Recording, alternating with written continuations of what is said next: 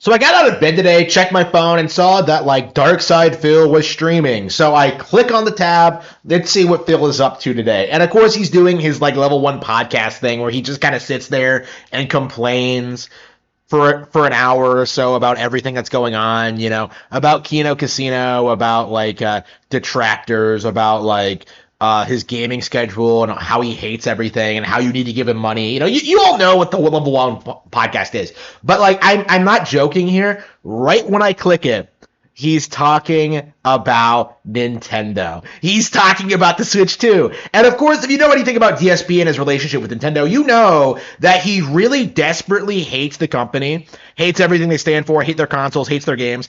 But he constantly does this thing where like he pretends to be a fan.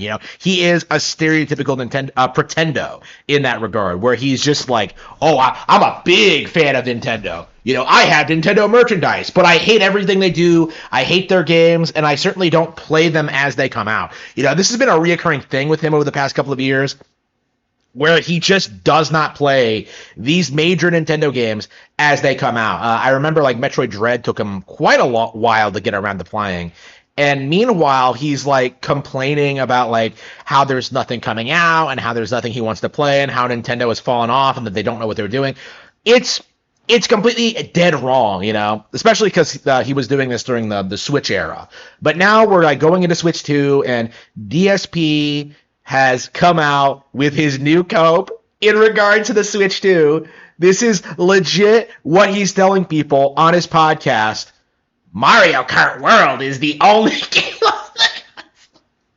Like, his cope is that Mario Kart World is the only game on the console and that there's nothing else to play, Oh, there's just ports of old games, like he's really going to sit there and say that. Meanwhile, like, the reality is you have like all of these, Mario Kart World in and of itself is like this huge deal, system seller. I don't understand why Phil thinks it's going to like not sell consoles, because it 100% is. Mario Kart World is a big deal. You have, the third-party ports, a lot of which I'm going to pick up, by the way, which are going to do reasonably well in and of themselves. And of course you have like, NSO and like, the GameCube classics that are coming over, which a lot of people are looking forward to. Like, this is the first time F-Zero GX has been re-released ever, so that's kind of a big deal for Nintendo fans, right? And obviously, this is something that Phil doesn't like to acknowledge.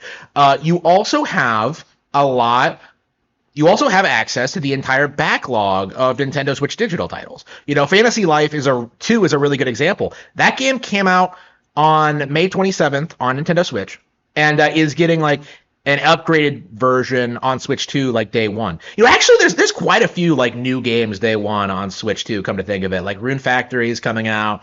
Like there's quite a few like new games on there. So this idea that like he's gonna sit there and tell you, like seriously try and tell you that like there's nothing to play on day one besides Mario Kart, it's just a gigantic cope. Because like, first of all, you are going to play Mario Kart, and second of all, new games are coming all the time. He even admits in his video that like, oh, like I'm not gonna get anything else until like Bonanza comes out in July. Wow.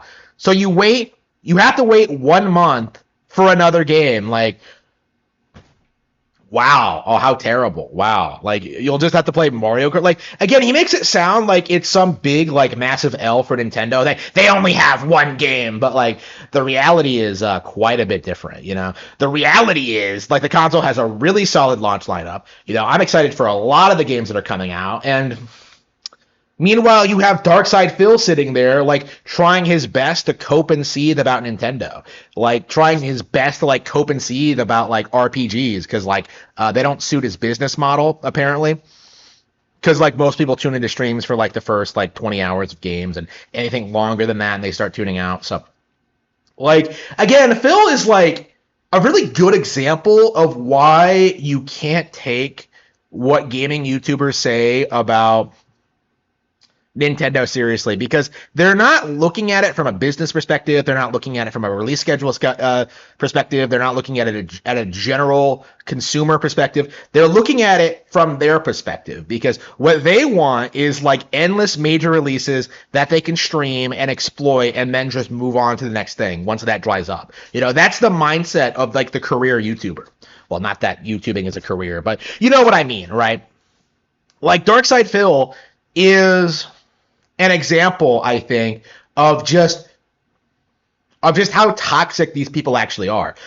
There's no real consideration given to like how popular the console is going to be, how big Mario Kart World actually is, like all of the other releases that he's not willing to pick up himself, that clearly have an audience. This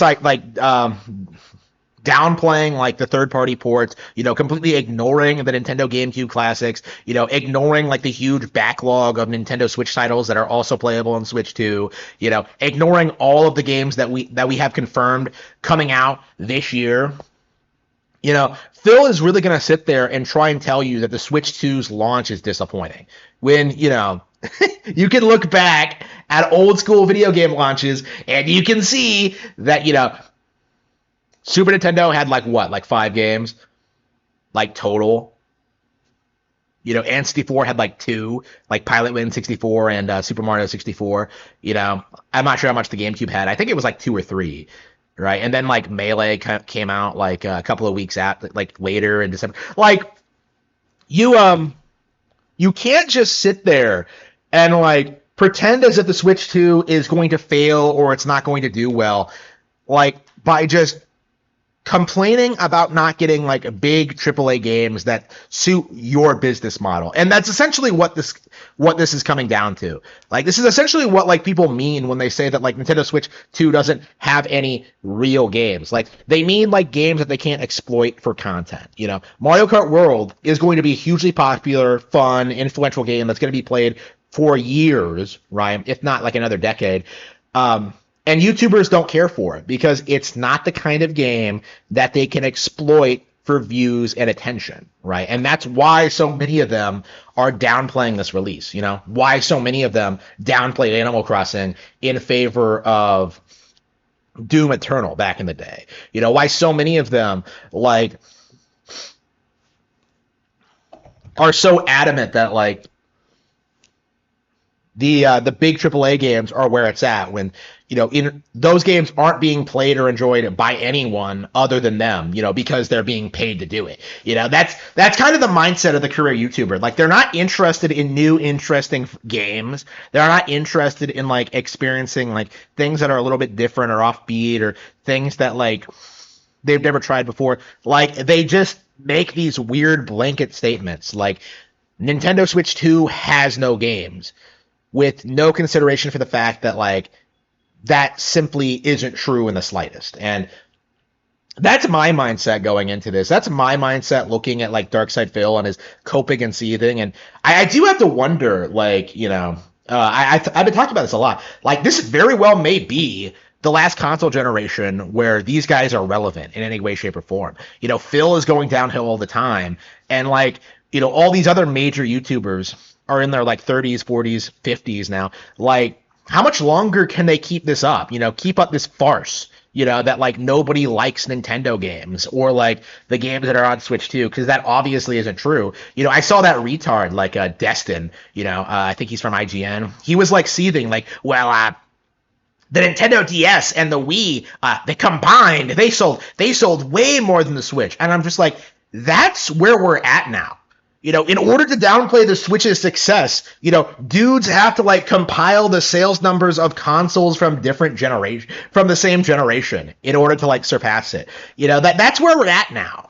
And Phil's what Phil said today like kind of reminded me of that. It's just so blatantly like disingenuous and so out of touch with reality. Like, nothing Phil says is going to hold any water whatsoever.